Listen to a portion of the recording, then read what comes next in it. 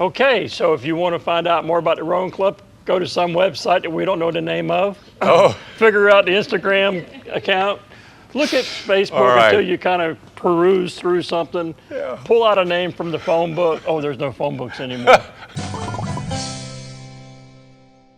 Good morning and welcome back to another episode of Board Shorts with Kirby Smith. I'm Kirby Smith and I'm standing here with Mr. Mark Vantrease, who is the president of the Lake County Rowing Association. Good morning, sir. How are you? Good morning. Great to have you here. Really Good to have you it. here. And we are here in beautiful Claremont at your rowing club. Can you tell me exactly what you do here? For the last 10 years, we've been hosting a community-based rowing club, and that is it's targeted for our youth program, which are middle school and the high school groups, as well as our adult groups. So our age ranges are from kind of grade 6 all the way up to people in their 70s. So when we're talking about rowing, when I was growing up, rowing was you sit in a boat with 2 oars and you row out, you go fishing. Yeah. This is not the type of rowing you're talking about. No. Tell me a little bit about rowing. Yeah, sure. So we have 2 different styles of rowing that we teach out of this boathouse. One with a paddle this way? No, that's a different thing. Okay. So we teach what's called sculling, and sculling is 1 person with 2 oars. And then we teach sweep rowing, which is 1 person, 1 oar, and that's in these very large boats, some almost 60 feet long. And so we do singles, doubles, quads, and 8-person boats. What is the youngest age that you could start to learn how to row? Well, we'll go in and we'll do demonstrations at elementary schools, starting with the rising 5th graders. So we want to try to capture athletes that are going to be in 6th grade. So that age can, kind of vary depending on the person, but that would be the youngest that we would take. So you reach out to your middle schools and your high schools. Are there adult programs that you also do? Yeah, there certainly are. Yeah, we have adult learn to rows that we do about every 2 months.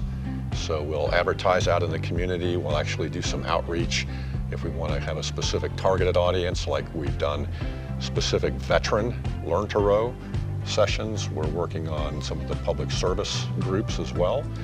And then we have people that come in and it's a 2-week session and they get to learn how to row. They get to learn how to work on these ergs, these, the strength and conditioning equipment that we have. And we give them the rest of the month for free to really try it out and see what works for them. And then if they're interested, we ask them to join us. So if someone's watching this board short and says, I don't know anything about rowing, they can come down here and at least get some type of a feel about what rowing's all about and whether they like it or they don't like it? Absolutely, yeah. No experience is required to learn this sport. I think you just have to have a passion for teamwork. You have to have a little bit of flexibility. If you don't have it when you start, you'll have it by the time you're into it. And you're talking about muscle flexibility. Yeah, because there's a little bit of work involved in this, but it's a very, it's a low impact sport, so it's not like running. And we actually get a lot of athletes or former athletes that on our adult program that, maybe the kids have moved out of the house, or it's been 10 years or so since they've been competitive, and they sort of look in the mirror and they go, I need to do something here. And they find this sport and they find a lot of like-minded people who are trying to achieve the same thing, get back in shape and have a little bit of fun and be competitive if you want to really go racing hard. There's something about the competitive nature of the human spirit. Yeah. It keeps us driving forward, and it's absolutely awesome. So can you tell me how this club started? Sure. So it started in 2011 as just a handful of people that were former rowers, and they were enthusiastic about getting back into the sport. They found a small piece of dirt up here on the north end of the lake, got permission to use it, and all of a sudden the interest started to appear. More people were interested in becoming a part of it. And so that small group of people, the founders of this club, reached out to the county and the city, and through that partnership they were able to get the capital funding and the land to build this beautiful boathouse that we are standing in today. And that was finished off in 2015, so it's been 10 years that this club has been here. And the one thing I tell you, Kirby, is the partnership that we have with the city of Claremont and with the Lake County with the tourism division, and all the volunteers that we have makes this just unbelievably special. In the state of Florida, you can't find buildings like that. You know, most people are in a field with some racks and a fence around it and, you know, exposed to the weather.